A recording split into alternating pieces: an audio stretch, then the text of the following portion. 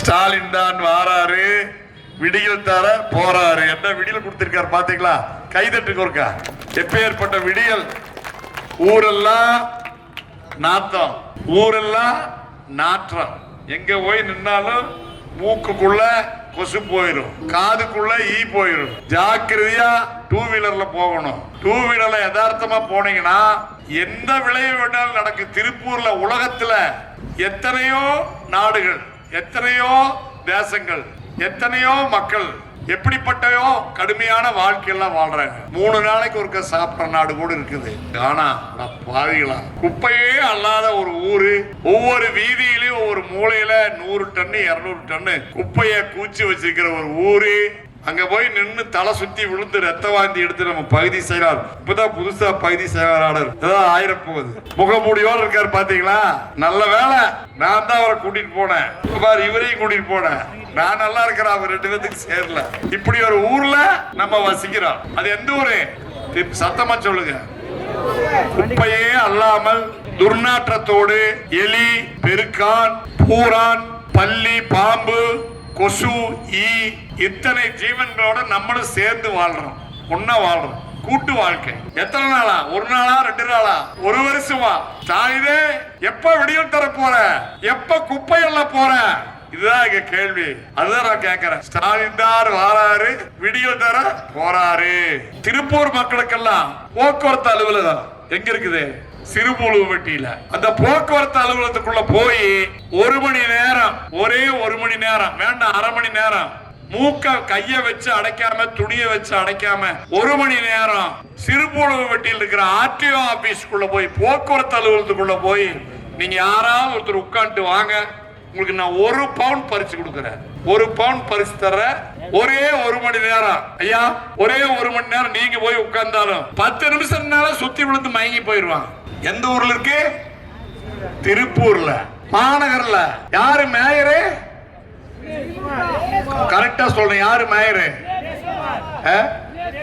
யாருடைய தம்பி? ஸ்டாலினுடைய தம்பி. ஐயா தினேஷ் அவர்களே, நாங்களும் 1 மாசம் 2 மாசம் 1 வருஷமா பொறுத்து பார்த்துட்டோம். இந்த மாதிரி ஒரு பாவம் நாங்க என்ன செஞ்சோம்? எப்பதான் தீரும்? நாளைக்கு அள்ளுவீங்களா? நாளை மறுநாள் அள்ளுவீங்களா?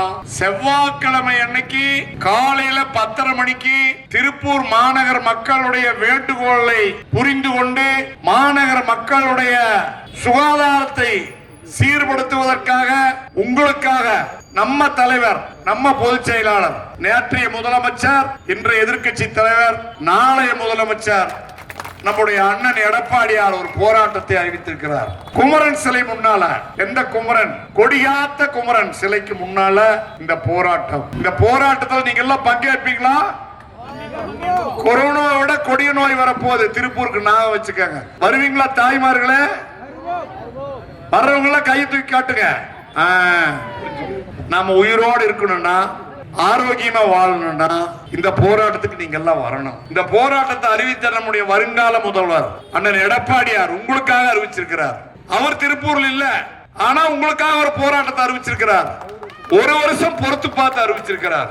போன வருஷம் இதே மாசத்துல முனிசிபாலிட்டிக்கு முன்னாடி, மாநகராட்சிக்கு முன்னாடி 10,000 பேர் கருப்பு சட்டை போட்டு ஒரு நாளெல்லாம் சோறு திங்காம உண்டாவது இருந்தான். அப்பவாவது ஸ்டாலினுக்கு மனசு இறங்கி இந்தியாலேயே வரி அதிகமா போட்டு அல்லாத குப்பைக்கு வரி, பாவிகளா, அல்லாத குப்பைக்கு வரி. கண்ணப்பா நியாயமா 150% வரி தேவையா? இந்த ஆட்சி தேவையா? மின்சார கட்டணத்தை பன்மடங்கு உயர்த்திட்டாங்க. குப்பை வரி, சொத்து வரி, தண்ணி வரி 1300 கோடி ரூபாய் குடிநீர் திட்டத்துக்காக நம்ம சகோதரர் விஜயகுமார், சகோதரர் மறைந்து மறையாமல் நம்மோடு வாழ்ந்து கொண்டிருக்கிற அன்பு தம்பி குணசேகரன், நம்முடைய கரைப்புதூர் நடராஜன் 3 பேர் சேர்ந்து எடப்பாடியார்கிட்ட வம்பு கட்டி 1300 கோடி ரூபாய் ஒரு குடிநீர் திட்டத்துக்கு கொண்டு வந்து வாங்கிட்டு வந்து கொடுத்து திட்டத்தை எல்லாம் முடிச்சாங்க. தண்ணி வருதா? எல்லா பக்கமும் வருதா? அண்ணாடு வராட்டி பரவாயில்ல, வாரம் 1 நாளாவது வருதா? வாரத்துக்கு 1 நாள் அண்ணாடும் தண்ணி குடிக்கிறதுக்கு தான் 1300 கோடி ரூபாய் கொடுத்தாங்க எடப்பாடியார். அண்ணாடும் தண்ணி வரணும்னு வாரம் 1 நாள் வருது. இதுதான் ஆட்சி. இதுதான் ஸ்டாலின் உங்களுக்கு கொடுத்த பரிசு. இதுதான் ஸ்டாலின் உங்களுக்கு கொடுத்த விடியல். இதை தட்டி கேட்பதற்காகத்தான் செவ்வாய்க்கிழமை காலையில 10 மணிக்கு குமரன் சிலை கிட்ட ஆர்ப்பாட்டம். எல்லாரும் வரணும். வருவீங்களா? சந்தோஷம். அது மட்டுமல்ல, இங்க வர்ற வழியில எம்எல்ஏ என்னை கூட்டிட்டு வந்தாரு. பாதியிலே இறங்கி எங்க ஊருக்கு போயிடலாமான் இருந்தேன், அப்படியே போயிடலாமான் இருந்தேன். அதை எதையும் சொல்லி பார்த்தா 3/4 அடிக்கு ஒரு குழி, அது முடிஞ்சு வந்தா 1.25 அடிக்கு ஒரு குழி, 2.5 அடிக்கு ஒரு குழி. இதுல ஜேசிபி, புல்டோசர், டிராக்டர், இதுலதான் திருப்பூருக்குள்ள பயணம் பண்ணணும். மைக்கேல் கார்ல போக முடியாது. திருப்பூருக்குள்ள போகணும்னா பெரும்பகுதியா டிராக்டர்ல போகலாம், அல்லது புல்டோசர்ல போகலாம், அல்லது ஜேசிபில போகலாம். கார்ல போனா டயர் கழண்டு ஓடிடும். இப்படியான ஒரு ஆட்சி 5 வருஷம் ஆச்சு. அடுத்த தேர்தல் வரப்போகுது. பாதாள சாக்கடை வேலையை முடிச்சது எடப்பாடியா, குடிநீர் திட்ட வேலையை முடிச்சது எடப்பாடியா.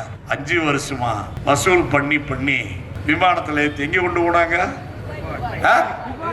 நான் சொல்லல, நீங்க சொல்றீங்க. எங்க கொண்டு போனாங்க? சத்தமா சொல்லுங்க. யார் கொண்டு போனா? எல்லாமே தெரிஞ்சு வச்சிருக்கிறீங்க. 10 வருஷம் அதிமுக ஆட்சியில, அம்மா ஆட்சியில, எடப்பாடியார் ஆட்சியில வரியே போடல. போட்டாங்களா? சொல்லுங்க எம்எல்ஏ. போடவே இல்லை. இந்த 5 வருஷத்துல தலையில கல்ல போட்ட மாற அன்னாடு வரி, வரியோ வரி, பெத்தா வரி, செத்தா வரி, உட்கார்ந்தா வரி, நின்னா வரி, நடந்தா வரி. வரி போட 34 வருஷம் இல்லாத வரி போட்ட. குப்பை தரம் பிரிக்காம கொடுத்தீங்கன்னா 50 ரூபா ஃபைன், கடைக்கு 300 ரூபா ஃபைன், 5000. வெண்டக்காயை வெட்டுனா பூராத்தி சாப்பிட்டு அந்த கொனையை காம்பையும் உள்ள போட்டீங்கன்னா அதுக்கு 50 ரூபா ஃபைன். கத்திரிக்காயை வெட்டினா காம்போட சாப்பிட்டுரும். காயை மட்டும் சாப்பிடலாம் நினைச்சீங்கன்னா அதுக்கு 50 ரூபா ஃபைன். என்னங்கடா உங்க ஆட்சி? அப்பா, உங்களுக்கு யாரையா பால் ஊத்துறா? ஸ்டாலின், கருணாநிதி. உங்க அப்பா கருணாநிதி பரவாயில்ல, கருணாநிதி பரவாயில்ல. இந்த மாதிரி இல்ல, இவ்வளவு நல்ல பேர் கருணாநிதிக்கு வாங்கி கொடுத்து யாரு? ஸ்டாலின். கருணாநிதிக்கு நல்ல பேர் வாங்கி கொடுத்தாரு ஸ்டாலின். அடுத்த ஒரு நிதி வந்துருச்சு. என்ன நிதி? அது அப்புறம் இப்ப ஒரு நிதி நிக்குதுல்ல, உதவாநிதி. உதவாநிதி. அடே அப்பா, கருணாநிதி சோழன் இங்கிருந்து படையெடுத்து கடல் வழியாக போய் ஜாவா, சுமித்ரா, மொரீசியஸ் தீவை எல்லாம் பிடிச்சு தமிழர்கள் ஆட்சி செய்கிற நிலப்பரப்பை எல்லாம் பெருக்குனது யாரு? கருணாநிதி சோழன். கம்முனிதியா. அதுக்கு பிறகு அவர் மகன் ஸ்டாலின், அவர் அமெரிக்கா, லண்டன் எல்லாம் பிடிச்சு இந்தியாலே முழு நாடுகளையும் பிடிச்சு எல்லாத்தையும் அடக்கி ஆளக்கூடிய சர்வ வல்லமை இதோடு இருக்கிறது யாரு? ஸ்டாலின். அடுத்து உதயநிதி எங்க போக போறாரு? இந்த நாடுகள்லாம் வேண்டாம், துபாய் எல்லாம் போய் போய் அங்கேயே இருந்து அழுத்து போச்சு. நேரம் மேல ராக்கெட்ல போக போறாரு. சந்திர மண்டலம், செவ்வாய் மண்டலம், புதன் மண்டலம் எல்லாத்தையும் பிடிச்சு ஒன்னா அடக்கி ஆள போறாரு. அடுத்து இன்னொரு நிதி வருது, இன்னொரு நிதி. அது நீங்களே சொல்லிக்கோங்க. இப்படி துயரமான ஆட்சியை தமிழக மக்களுக்கு கொடுத்திருக்கிற இந்த திமுக வேண்டுமா? ஆனா முதலமைச்சர் பதவி அவங்களுக்கு தான். அவங்க குடும்பத்துக்கு, எந்த குடும்பத்துக்கு? துணை முதல்வர் பதவி யாருக்கு? துணை முதல்வர் பதவி முதல்ல ஸ்டாலினுக்கு, கருணாநிதி காலத்துல. இப்ப யாருக்கு? உதயநிதிக்கு. மந்திரி பதவி அடுத்த வாட்டி மீண்டும் ஆட்சிக்கு வந்தா இன்ப நிதிக்கு. குடும்பத்திற்கு எல்லாரும் மந்திரி ஆயிடுவாங்க.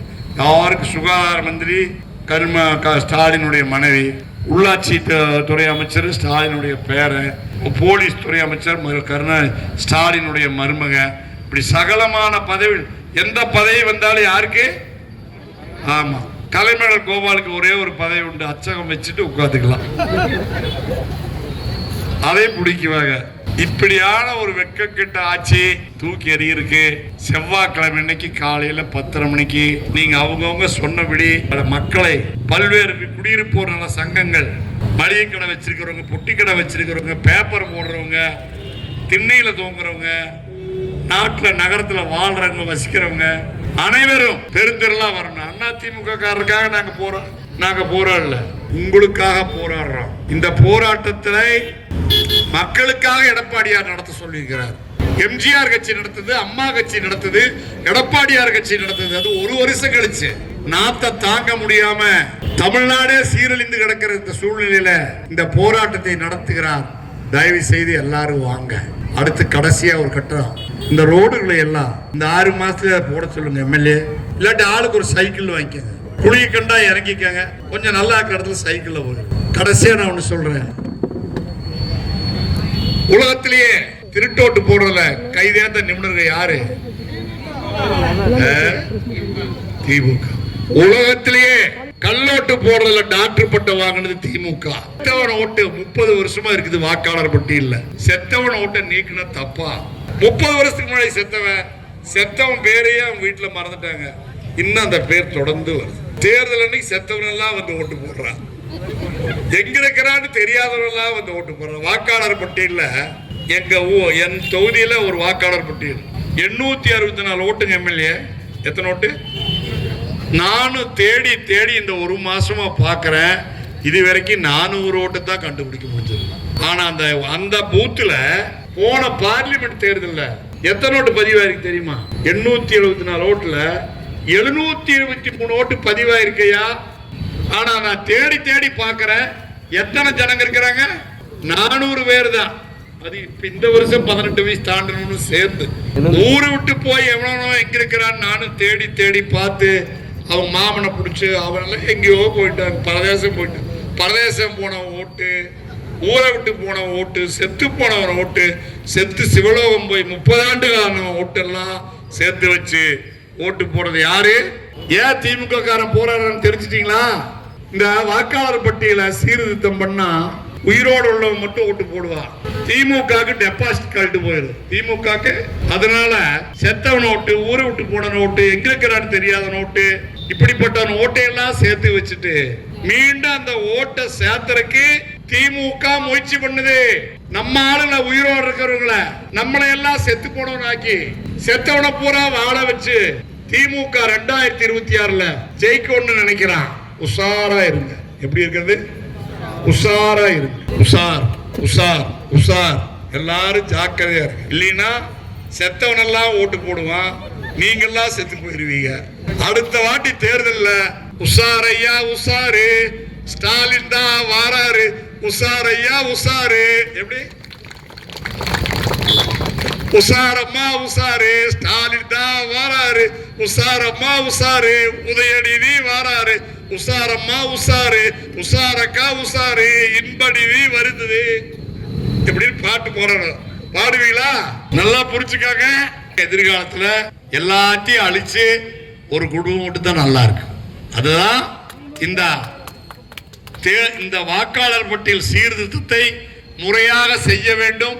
அதிகாரிகள் நியாயத்தின் பக்கம் நிற்க வேண்டும் என்பதற்காக எடப்பாடியார் வருகிற செவ்வாய்க்கிழமை காலையில 10 மணிக்கு குமரன் சிலை கிட்ட போராட்டம் வச்சிருக்கிறார். வாக்காளர் பட்டியலை சரியாக அமைக்க வேண்டும், முறையாக சீர்திருத்தம் செய்ய வேண்டும், செத்தவனை நீக்க வேண்டும், ஊரை விட்டு போனவனை நீக்க வேண்டும், உயிரோடு இருக்கிறவனுக்கெல்லாம் ஓட்டுரிமை கொடுக்க வேண்டும் என்பதற்காக எடப்பாடியார் அரசு அலுவலர்களை நியாயமாக நடக்கும் என்று கேட்டு ஒரு போராட்டத்தை செவ்வாய்க்கிழமை காலையில வருகிற செவ்வாய்க்கிழமை வச்சிருக்கிறாரு.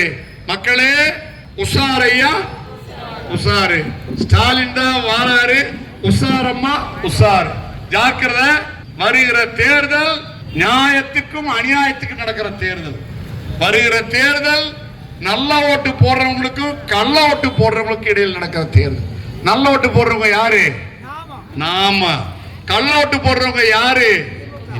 எனவே வாக்காளர் பட்டியல சரியா பண்ணுங்க. அதுதான் கட்சிக்கு செய்யற புண்ணியமான காரியம். சரியான ஓட்டு அமைந்து நம்முடைய வெற்றி வரும். எல்லோரையும் நான் கேட்டுக்கிறேன். ஒரு அநியாய ஆட்சி நடக்குது, அந்த ஆட்சியை வீட்டுக்கு அனுப்பி ஒரு நல்ல ஆட்சியை அமைத்து எடப்பாடியாரை எம்ஜிஆர் வழியில் அம்மா வழியில் எடப்பாடியார். அம்மா 1/2 பவுன் தங்கம் கொடுத்தாங்க. எடப்பாடியார் தாலிக்கு எவ்வளவு கொடுத்தாங்க? 1 பவுன் தங்கம் கொடுத்தாங்க. எல்லாருக்கும் லேப்டாப் கொடுத்தாங்க. 50,000 ரூபாய் திருமண உதவித்தொகை கொடுத்தாங்க. யார் கொடுத்தா? எடப்பாடியார். ஸ்டாலின் எல்லாத்தையும் புடுங்கிட்டார். ஆகவே நல்ல ஆட்சி அமைவதற்கு நீங்கள் எல்லாம் நல்ல வாக்காளர் பட்டியலை சரி செய்ய வேண்டும் என்று அன்போடு கேட்டு, உஷாரையா உஷாரு, ஸ்டாலின் தான் வாராரு, உஷாரையா உஷாரு, உஷாரம்மா உஷாரு, உதயநிதி வர்றாரு. கள்ள ஓட்டு போடுறதுல கைதேர்ந்த உதயநிதி புதுசா ஒருத்தர் வர்றாரு, இன்ப நிதி வர்றாரு. நமக்கெல்லாம் துன்பத்தையே கொடுப்பாங்க. அதனாலதான் சொல்றேன், எச்சரிக்கையா இருங்க. நன்றி, வணக்கம்.